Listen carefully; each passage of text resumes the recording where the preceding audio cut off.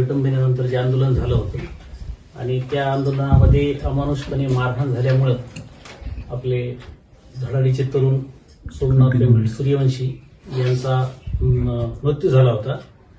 तर त्या मृत्यूच्या अनुषंगानं आपल्याला मुख्यमंत्री सहाय्यता निधीतून अर्थसहाय्य भेटावं असा प्रस्ताव आपल्या जिल्हा प्रशासनाकडून पाठवण्यात आला होता. तर त्याला आपल्याला प्रतिसाद भेटलेला असून मुख्यमंत्री सहाय्यता निधीतून आपल्याला 10 लाखाचा चेक आज रोजी भेटलेला आहे. तर आपल्याला जे सोमनाथ सूर्यवंशी आहेत यांची परिवाराची आई आणि बंधू यांना आपण तो चेक सादर करण्यासाठी आलेलो आहोत.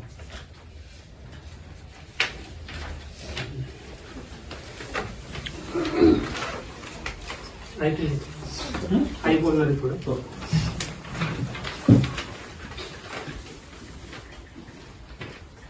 मुख्यमंत्री साहेबांनी मला आर्थिक मदत पाठवली आहे. मी त्यांचे आभारी आहे. परंतु जोपर्यंत मला न्याय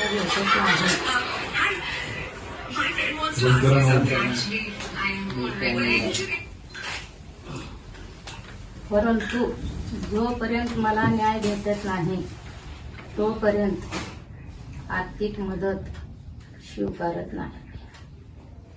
कसं आहे माहिती काही मी आपल्या सोमनाथचा मित्र म्हणून तुम्हाला सांगतो, हे न्याय भेटण्याची जी प्रोसेस आहे ही कायदेशीर आहे आणि ही दीर्घकाळ चालणार आहे.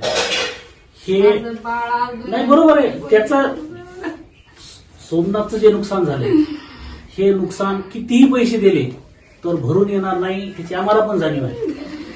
ही मदत निधी आहे ही त्याची भरपाई म्हणून नक्कीच नाही.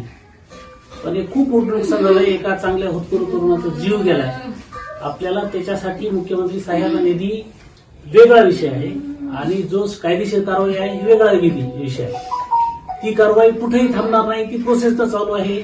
आपण आहेत, आपले आंदोलकाचे सहकारी आहेत ती आहेत, अनेक राजकीय नेते आहेत, आमचे पत्रकार बंधू आहेत, यांच्या सगळ्यांच्या हिने त्याचा पाठपुरावा चालूच आहे. ही निधी आहे खूप नुकसान झालं आहे. सोमनाथ असले असते तर त्यांनी जे केलं असतं त्याचा थोडाफार हातभार म्हणून आपल्याला द्यायचे. तर एक विनंती आहे, मुख्यमंत्री सहाय्यता निधी तुमच्या हक्काचीच गोष्ट आहे तर ही स्वीकारावं. मुख्यमंत्री साहेबांनी जे निधी पाठवले त्यांचं मी आभारी पण आहे, त्यांना धन्यवाद पण देतो. बरोबर. पण सगळ्यात महत्वाचं काय, माझा आज निरपराध भाऊ मेलेला आहे. बरोबर. त्याला सरकारी लोकांनी मारलेले, पोलिसांनी मारलेले. जोपर्यंत त्यांना पोलिसांना शिक्षा होत नाही तोपर्यंत आम्ही आर्थिक सहाय्य स्वीकारण्यात नाही. मुख्यमंत्री साहेबांनी जे निधी पाठवलेत मदत त्यांचा आम्ही मान सन्मान करतो, नाकारत नाही. पण सर्वात पहिला आम्हाला न्याय भेटला पाहिजे. आणि आज ज्या पोलिसांनी माझ्या भावाला मारलेलं आहे ते एकदम फ्री मध्ये फिरत आहेत.